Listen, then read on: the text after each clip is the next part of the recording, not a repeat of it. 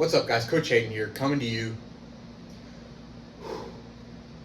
What's up, guys? Coach Hayden here with Steel Strength Training, and today we're going to be continuing our video series of Programming 101. So in our previous video, we talked about volume. What exactly does volume mean, and how do we apply that to programming? So piggybacking off of the analogy that we used in that video, being the sun tanning analogy, so you lay your towel out on the sand, on the beach, you're laying down trying to get a glorious suntan.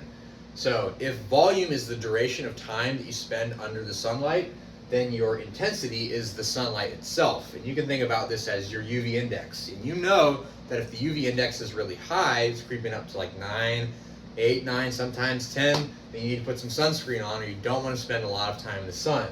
Because if you spend too long under the sun, then you might get a sunburn, and no one wants that. So that's one way to understand intensity. Now let's apply that to the gym. There are generally 3 applications of intensity when it comes to lifting weights. The first is just a pretty generic, pure external load mindset. So if you think about the deadlift, for example, you might think when you get your whiteboard, you see, okay, I have to deadlift today, and I have 200 pounds on the bar for 3 sets of 5. So you load up 200, you do 3 sets of 5. One way you can think about it is next time you think, okay, when I deadlift again, I want to add some weights. You might do 205. And you see if you can do 3 sets of 5 again. And then you might do 210, and you might continue that for as long as you can. This is known as a linear progression. Lots of programs in strength training are based around linear progression. One is called Starting Strength, another is Strong Lifts 5x5. There are a lot of programs that follow this kind of scheme, which are not totally useless, and they can be really good for people starting out because it's simple and it's objectively measurable. However, you cannot do this forever. If you could, then everyone would be squatting 900, 1,000 pounds because you could just add weight every single session. But you can't do that forever. So what do we do from here? Well, kind of one step away from just linear progression, only thinking about the absolute weight, is using something called percentage of 1 rep max. So at the beginning of your program, you test out what your 1 rep max is for a certain lift. And riding with our example, the deadlift. So let's say your deadlift max is 315 pounds. So based off of that 315, you take 85% of that, and then you do 3 sets of 5 on your first deadlift day.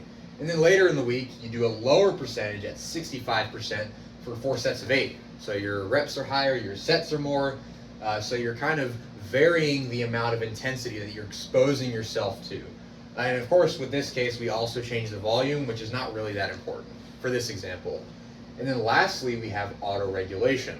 So if external load is the first thing that we start with, and then the percentage of 1 RM is one way to get around the hang-ups that we have with external load, auto-regulation is one way to maneuver the problems that we can have with percentage of 1 RM. One of which is that as you get stronger, your 1 RM pretty much changes because your ability to produce maximal force improves. So you'll probably have to test out your 1 rep max very frequently during your program, which may not be bothersome to some people, but after a while, if you're doing 1 rep maxes all the time during your program, that can get really fatiguing and it can bleed over into your progress. So to get around that hang up with auto-regulation, this is a way to estimate what your 1 rep max is on a given day without even having to touch that kind of heavy weight. And there are 2 types of auto-regulation that are most common.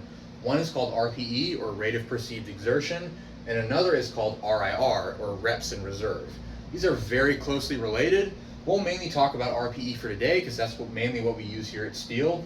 So with RPE, it is on a scale of 1 to 10.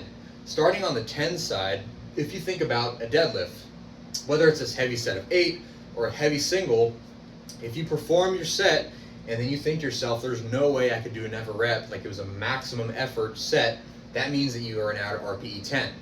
And RPE 9 means that when you finish the set, you could have done 1 more rep. RPE 8 is you could have done 2 more reps. 7 is you could have done 3 more reps, and anything below that is borderline warm-up weight. So with this in mind, that means that we don't have to test out our 1 rep max to know where our progress is. So then you can adjust for things like, I didn't sleep well last night, my performance isn't as good for some reason, which happens for every single lifter. So you want to be able to take that into account to control the amount of intensity that you administer.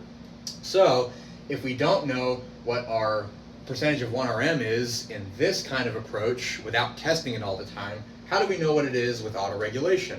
Well, for certain models like the RPE system, there are calculators online that you can go into and figure out what your estimated 1 rep max is on a given day. So let's say that you deadlift for 4 sets of 8.